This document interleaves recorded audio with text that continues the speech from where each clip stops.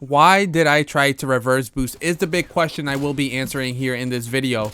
But I do post a second question that I will answer for myself, but it would be curious to know what you guys think. Do you guys feel like Call of Duty Cold War is coming to an end? Is it becoming stale that you're not going to give it another try? Is the Season 1 Battle Pass, is it going to be enough content for you to enjoy this game at least for another month or until the next season comes along? What do you guys think? Let me know in the comment section below. But like I said, I will answer these questions in this video just to give you guys a little bit of a background on what's going on in this gameplay. I am facing bots, which is basically the theme of this video here. So recently I tried to reverse boost. Actually, not even try to. I did a reverse boost with my second account. It was a brand new account and it has never had any Call of Duty games be played on it ever before. I got a 0.1 KD and I jumped to 5 games. And within those 5 games, I did back out before even the end of the first round because I know I'm destroying somebody's enjoyment of the game and I wanted to minimize that damage just a tiny bit at least. So I ended up leaving the lobby. I kind of just wanted to get a feel for different maps as well as different weapons. I only had the default weapons unlocked at the time since it is a brand new account. So I didn't get to really choose the class setups that I would want to choose, but the default class setups have different variety of weapons that I was still able to use, especially when you reverse boost. Let me tell you guys straight off the rip, it is night and day compared to what you usually play when you hop on a regular account. When you're facing bad players, this game plays so differently, and honestly, it's a lot more enjoyable. I understand why people reverse boost because this game is actually pretty good. Now, I normally already think this game is good. I just don't like the skill-based matchmaking. Everything else is fine. I can deal with everything else that may be broken, like the aim assist, but I can't deal with getting into lobbies where I fully have to go try hard, mainly because going for camos is basically asking to get a goddamn migraine. Is that stressful? Honestly, the other day, like I mentioned, when I got stressed on this game and I didn't want to play this game anymore and I decided to reverse boost, I was drained after that play session. Literally drained. I've never felt like that in my entire life playing a video game, to the point that I was sleepy. I was tired. It felt like I had worked out. It was that bad. And that's the reason why I hate skill-based matchmaking so much, because I always, every time I play or see somebody else's gameplay, I see potential. I see like, okay, you know what? Maybe I can at least get a 3 KD. Maybe that would be sufficiently enough excitement for me to continue playing.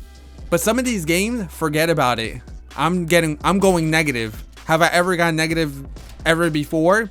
Extremely rare in any other Call of Duty, except Modern Warfare 2019. That was a whole different story, especially towards the beginning of it when we only had really bad maps. Once Shipment and Shoe House came out, even though Shoe House is not the best map in the world, it's still a lot better than 99% of the maps inside that game. So like I was saying, I've never gotten a negative KD inside a Call of Duty game. And if I did, it was like maybe 1 out of thousands of games. At the very minimum, at least I go even. But like I said, that's still extremely rare. I'm usually a 2+ KD. Some games I'm even a 3 KD.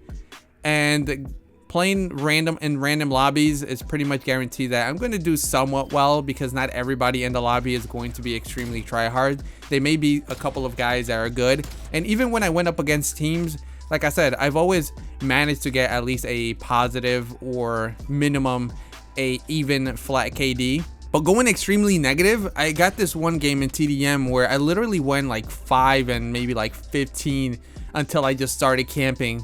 It was that terrible. And I don't know, I mean, that's what really dismotivates me to play, because apart from just doing bad, that's not even like the worst part for me. It's that you can't use anything else. That's why moving into talking about the battle pass, they're coming out with new weapons, which I feel like it's not even exciting at all, unless they're new meta weapons that are going to overtake the best weapons in this game. If they're not, then they're going to be unusable. You rarely are going to use them. You may see them towards the beginning just to test them out. People are going to want to unlock some of the attachments or even go for their camo if you guys are willing to get a migraine during the process if they're not good. But apart from that, like I said, many people will not use it if it's not the meta weapon. People are going to start realizing that, you know, this is not fun at all, going negative every single game because these weapons are too weak. That's the reason why I'm not too excited when it comes to the new weapons that are coming out with the battle pass, just for that reason alone. And I feel like there's not many maps being added to this game, and a lot of people will say, well, Raid is coming back. That's one of the best maps ever created for a Call of Duty game. That is true, but have you really played Raid against tryhards 24/7? And I'm not talking about you scrimming or going into a match and knowing that you're going to have a competitive match. I'm talking about like these sweaties all up every single game you play on Raid. It's going to feel like you're in a MLG match.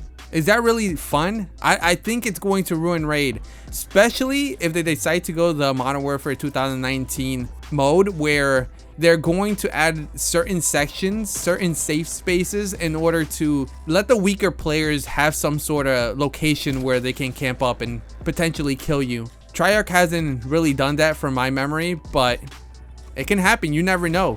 Activision may decide to have them do that for this game.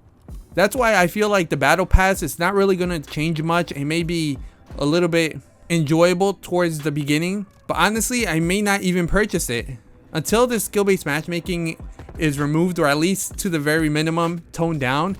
I don't think anything could really change the way this game plays or feels. The fun factor is not going to change at all, especially like I said with skill-based matchmaking around.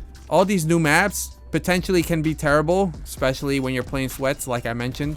And the new weapons that are being added, unless they decide to just make them the new meta weapons, people will not use them. It will die off quickly, and that's how I view this battle pass that's coming up. There is one thing that I do look towards, and that's the new Warzone map.